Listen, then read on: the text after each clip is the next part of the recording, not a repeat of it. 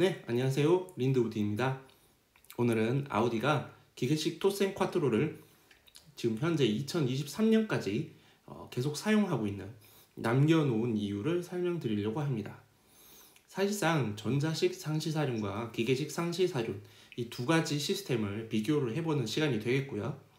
지금 현재 기계식 콰트로 토센 방식의 기계식 콰트로 같은 경우에는 고출력 모델 ZF8단과 물려져 같이 매칭되어 있는 고출력 모델에 주로 들어가게 되고, 특히 S, RS 라인에는 필수적으로 지금 현재 적용되어 있습니다. 전자식 상시사륜과 기계식 상시사륜이 어떤 특징이 있길래 이렇게 고출력 모델에는 기계식을 사용하고 조금 일반적인 모델에는 전자식을 사용하는지 한번 알아보는 시간을 갖도록 하겠습니다. 자, 먼저 첫 번째, 스포츠 주행이란 무엇인가? 이 아우디 차량이 스포츠 주행이 또 좀 어울리지 않을 수도 있겠지만 실제로 서킷에서 달려본 바로는 굉장히 좋은 성능을 보여주거든요. 그럼 도대체 이 스포츠 주행, 기본적인 자동차의 기본기 어떤 이 특징이 있길래 이렇게 중요하게 설명을 해야 되는지 첫 번째로 설명을 드리고요.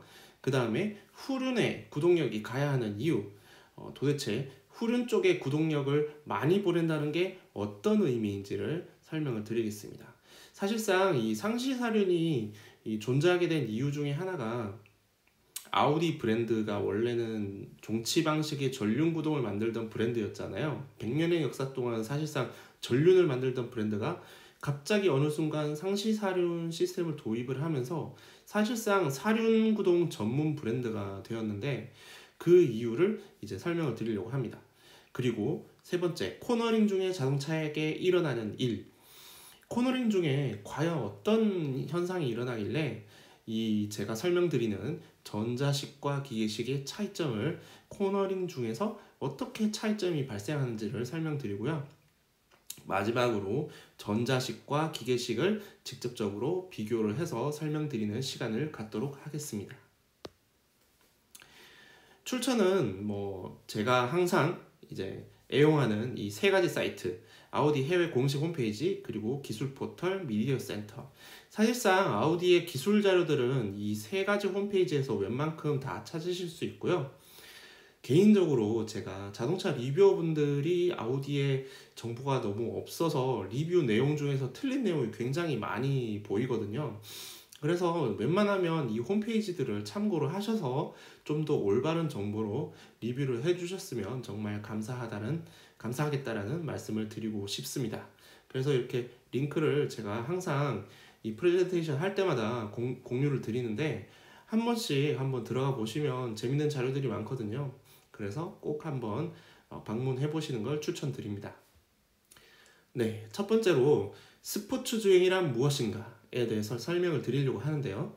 사실상 모터스포츠에 대해서 설명을 드리고 싶은데, 자동차 기술 발전의 근간이 되는 모터스포츠. 사실 여러분들이 자동차를 타고 마트를 간다든지 출퇴근한다든지 여행을 떠난다든지 그런 일상 주행에서 자동차를 편리하게 이용하는 데 있어서 이 스포츠 주행, 모터스포츠가 무슨 상관이냐라고 생각하시는 분들이 대다수일 겁니다.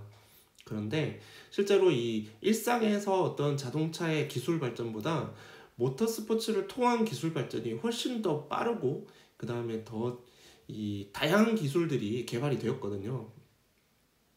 가령 이 터보 차저라든지 에어로 다이나믹이라든지, 그래서 일상에서 이런 누리는 자동차의 기술들은 대부분 모터스포츠에서 왔다라고 보시면 되겠고요. 여러분들이 고속도로에서 안정감 있게 주행이 가능한 것도 모터스포츠에서 발전된 서스펜션 기술이나 에어로다이나믹 기술들이 적용이 되었기 때문에 이렇게 좀 더 편안하게 주행을 할 수 있다라고 말씀드릴 수 있겠습니다. 자, 그러면 자동차의 가장 기본적인 이 스포츠 주행 어떤 요소들이 있는지 보면은 사실 일상에서도 이 적용이 되는 부분들입니다. 첫 번째, 브레이킹, 그리고 코너링, 마지막으로 가속, accelerate, 네, 뭐 가장 기본적인 것들이죠. 근데 여기서 이제 사실 이 브레이킹 부분은 사륜구동이랑 관련이 없습니다. 이 브레이킹 부분은 사륜구동이랑 관련이 없고, 실제로 사륜구동과 가장 연관이 있는 거는 바로 이 가속 부분인데요. 이 코너를 진입할 때까지는 실제로는 사륜구동의 역할보다는 브레이크와 그 다음에 차량의 레이아웃이 가장 큰 역할을 하게 됩니다. 레이아웃이 가장 큰 역할을 하게 되고, 무게 배분과 무게 질량 분포가 어떻게 되느냐에 따라서 코너 진입 시 언더와 오버의 성향이 달라지게 됩니다. 그리고 뭐 서스펜션 세팅도 마찬가지겠고요. 그 다음에 이제 가속 상황에서 이제 어떻게 구동 방식이 어떤 형태냐에 따라서 이 코너 탈출을 했을 때 가속되는 형태가 달라지게 되는데요. 이 부분을 오늘 집중적으로 설명을 드리려고 합니다. 네, 두 번째로 후륜의 구동력이 가야 하는 이유. 사실 전륜구동차를 운행하시는 분들은 조금 기분이 나쁘실 수도 있어요. 그러면 내 차는 쓸모없는 차량이냐? 절대 그런 게 아니고요. 이 자동차가 가장 효율적으로 움직이기 위해서는 사실은 후륜의 구동력이 가는 게 더 좋긴 하거든요. 근데 여기서 얘기하는 효율은 연비가 좋다라는 효율이 아니라 더 빠르게 주행을 할 수 있는, 더 빠르게 가속을 하고 더 빠르게 코너를 탈출할 수 있는 그런 능력을 얘기하는 겁니다. 드라이빙의 기본은 하중 이동이에요. 자동차는 가만히 서 있을 때 필요한 게 아니에요. 자동차는 움직이는 물건이거든요. 그런데 자동차가 움직일 때마다 이 무게중심이 이동을 하게 됩니다. 예를 들어서 가속되는 상황에서는 이 차가 앞이 들리게 되죠. 피칭이라고 하는데, 앞이 들리게 되면 후륜 쪽은 하중이 더 커지고요. 그 다음에 전륜 쪽은 수직 하중이 줄어들게 됩니다. 그러면 전륜 쪽 접지력이 부족해지고 후륜 쪽 접지력이 상승이 되는데, 그랬을 때 과연 전륜 구동이 유리할까요? 후륜 구동이 유리할까요? 네, 당연히 후륜 구동이 더 유리하겠죠. 왜냐하면 전륜 접지력이 떨어진 상태에서 전륜 구동은 휠 스핀이 발생할 거고, 후륜 구동이라면 휠 스핀이 발생하지 않고 오히려 구동 손실이 더 줄어들면서 더 빠르게 가속이 가능할 것이기 때문이죠. 사륜 구동도 마찬가지예요. 사륜 구동도 전륜과 후륜에 모두 구동력이 가는데, 후륜에 더 많은 접지력이 발생했을 경우에 후륜 쪽으로 토크를 더 많이 보내기 때문에 상시 사륜도 역시 마찬가지로 이 하중 이동, 급가속 시에 하중 이동으로 인한 후륜의 접지력 상승으로 인해서 더 빠른 가속력을 얻게 됩니다. 그래서 지금 보시면은 예를 들어 아우디 45 TFSI 두 모델이 있어요. 출력도 265마력으로 동일하고요. 토크도 37.7 똑같습니다. 공차 중량도 공차 중량은 좀 다르겠죠. 오히려 꽈트로 모델이 공차 중량이 더 무거울 거예요. 공차 중량은 오히려 꽈트로가 더 무거울 텐데, 재밌는 건 지금 보시면 공차 중량 여기 보면은 55kg가 더 무겁죠? 55kg가 더 무겁습니다. 그런데 재밌는 건 여기 보시면 전륜구동 모델은 6.8초가 나왔고요. 사륜구동 모델은 6초가 나왔습니다. 무게가 더 무거운데 가속력은 더 빨라요. 어떠신가요? 이 사륜구동이 어떤 의미를 가지고 있는지, 좀 더 빠른 가속을 위해서는 전륜보다는 후륜 또는 사륜에 구동력을 보내는 것이, 후륜에 구동력을 보내는 것이 중요하다는 걸 간단하게 이해를 하실 수가 있을 겁니다. 물론 당연히 연비는 전륜구동이 더 좋을 거예요. 일상 주행에서는 당연히 전륜이 더 좋습니다. 그런데 이 좀 더 스포티한 주행을 원하신다면 사륜구동을 선택하시는 게 좋은 선택지가 되겠죠. 그리고 또 한 가지, 후륜 쪽으로 전륜구동 같은 경우에는 언더스티어가 잘 난다고 하잖아요. 사실 그게 앞이 무거워서 언더스티어가 나는 것도 있지만 파워 언더스티어라는 게 있거든요. 뭐냐면은 전륜 쪽에 구동이 가고 전륜 쪽에 조향이 들어갑니다. 그러면 실제로 후륜구동은 역할이 없어요. 그냥 뒤에서 따라오는 역할밖에 안 해요. 그냥 이 차가 스피인하지 않도록 뒷바퀴는 지지하는 역할만 하고 있습니다. 그래서 앞바퀴 쪽에서 이 조향과 구동이 같이 걸리기 때문에 횡접지력과 횡접지, 그 다음에 종접지, 횡접지와 종접지력을 모두 앞바퀴가 다 감당을 하고 있습니다. 그래서 코너 탈출할 때 LSD가 장착되어 있지 않는, 전륜구동에 LSD가 장착되어 있지 않은 일반 전륜 차량은 코너 탈출 시에 악셀을 깊게 밟아버리면 그대로 파워 언더스티어가 나와버립니다. 그래서 코너 바깥으로 날아가 버려요. 그런데 이제 그걸 해결하기 위해서 이제 LSD를, 보통 전륜차들은 전륜에다가 LSD를 이제 넣죠. 그래서 외륜 쪽 바퀴에 토크를 몰아줘서 바깥쪽에서 안쪽으로 말려들도록 이제 해주는 역할을 LSD를 장착하고 있습니다. 자, 그런데 후륜 쪽에 구동력이 많이 간다면 그럼 어떤 일이 생길까요? 전륜은 조향만 담당을 하면 돼요. 후륜은 이 차를 밀어주는 역할만 하면 됩니다. 그러면 후륜 쪽에서 종접지를 많이 쓰겠죠? 종접지력, 그 타이어의 종이 되는 방향으로, 타이어의 수평이 되는 방향으로 접지력이 작용을 하고, 이 전륜은 이제 코너를 이제 이 슬립 앵글을 통해서 코너를 이제 돌아 나가는 역할을 하는 게 사실상 전륜인데, 전륜 쪽의 부담이, 종접지의 부담이 줄어들기 때문에 그만큼 코너를 빠져나갈 때 필요한 접지력이 좀 더 확보가 됩니다.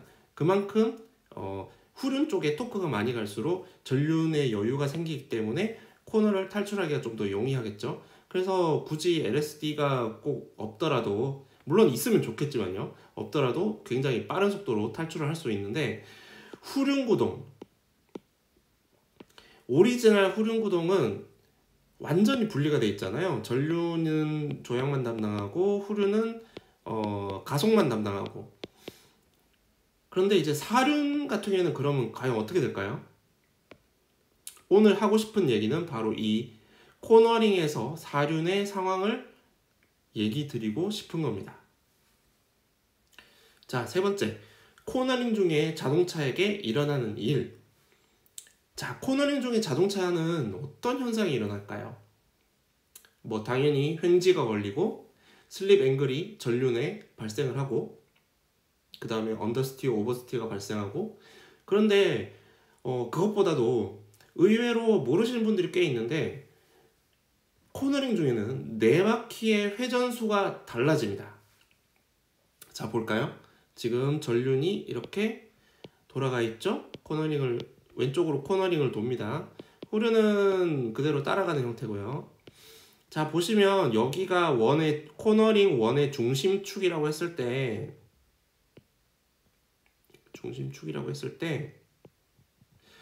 여기 원의 중심에서 이 반지름이 다 달라요. 반지름이 다 다릅니다. 반경이 다 다르죠. 그러면 당연히 코너를 돌아 나갈 때 그려지는 반원의 크기도 달라집니다.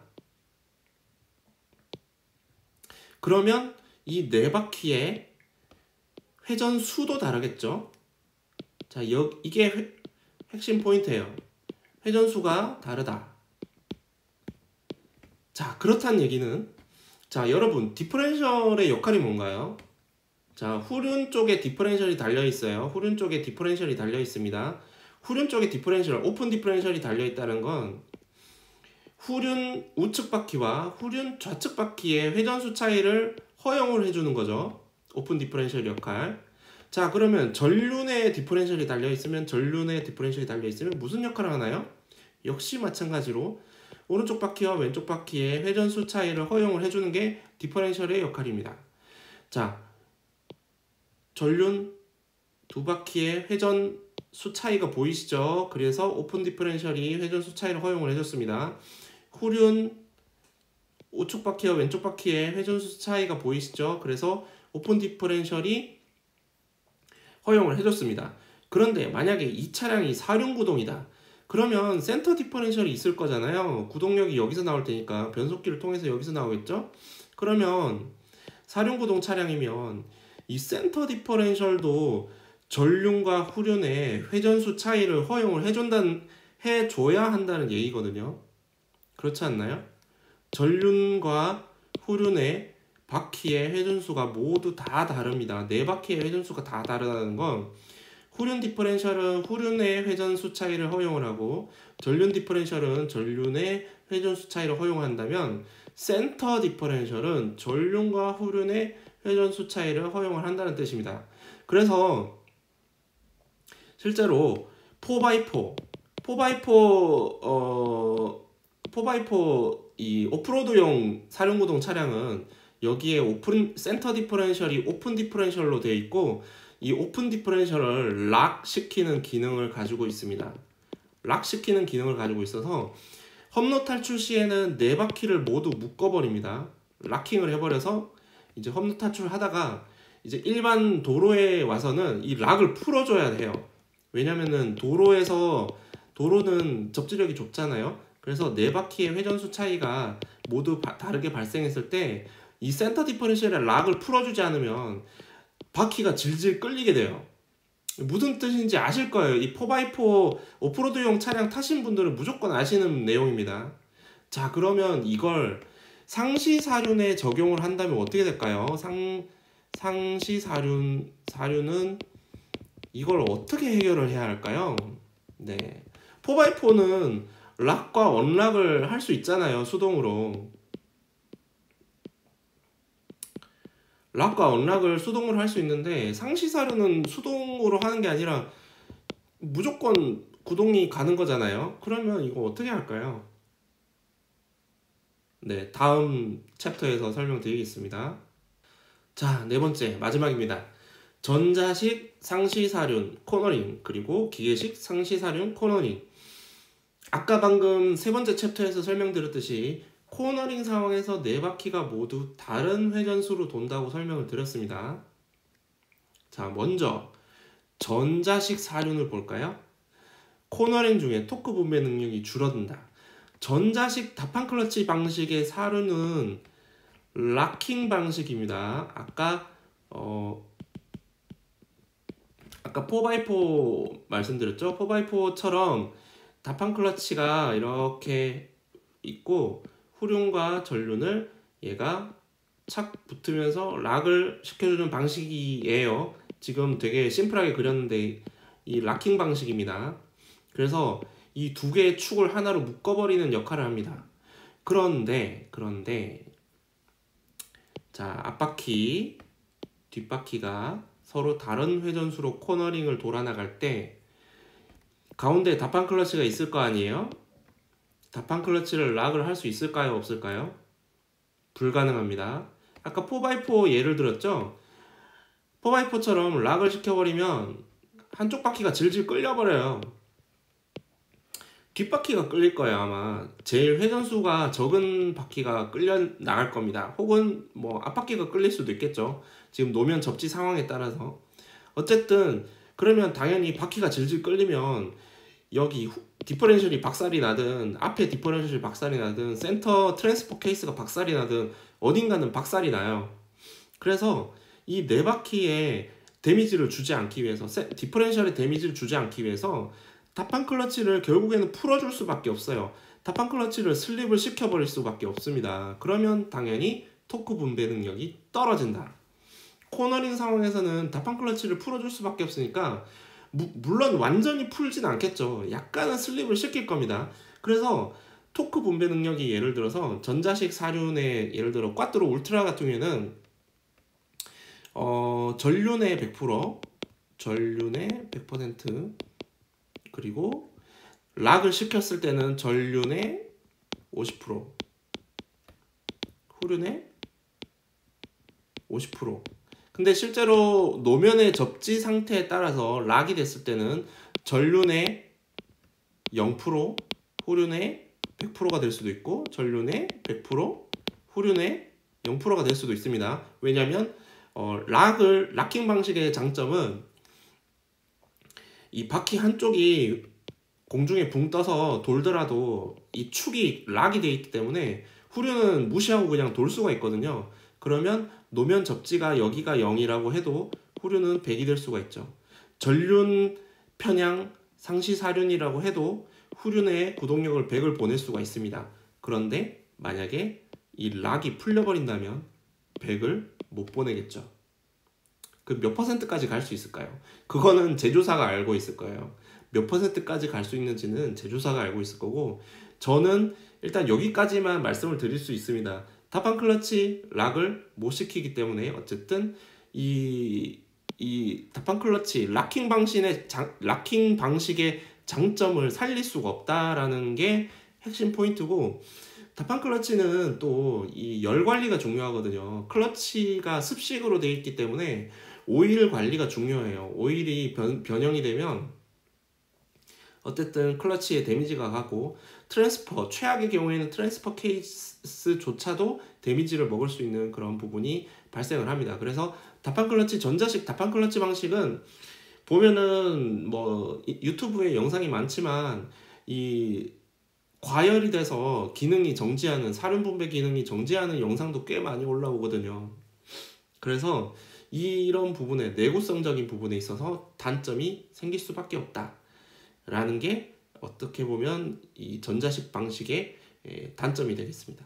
자, 그러면 기계식 토센 꽈트로는 그럼 무슨 차이가 있길래, 제가 자, 무슨 차이가 있길래 한번 설명드릴게요. 기계식 사륜 토센 방식이에요. 토센 코너링 중에도 토크 분배 능력이 유지가 된다. 어떻게 이게 가능할까요? 제가 얼마 전 제일 이 유튜브 채널에서 좀 먼저 번에 올렸던 영상 중에서 토센 센터 디퍼렌셜의 진정한 동작 원리라는 영상을 올렸을 거예요. 그 영상을 보시면 차동을 허용하면서 토크 분배가 가능하다 라고 설명을 드렸어요. 그 이유는 락킹 방식이 아니라 이 헬리컬 기어의 추력과 마찰제의 이 마찰 개수를 이용해서 이 접지가 떨어진 쪽이 더 많이 회전을 하면 접지력이 살아있는 쪽으로 토크를 보내버리는 형태, 그러니까 락킹이 아니라 토크를 이전하는 형태라고 설명을 한번 드렸을 겁니다. 뭐 이해가 안 되시면 그 영상을 다시 한번 보셔도 되고요. 어쨌든 차동을 허용을 하면서 토크를 보내버릴 수 있는, 토크를 배력을 할 수 있는 장치라고 말씀을 드렸는데, 그러면 앞바퀴가 뒷바퀴 회전수가 달라도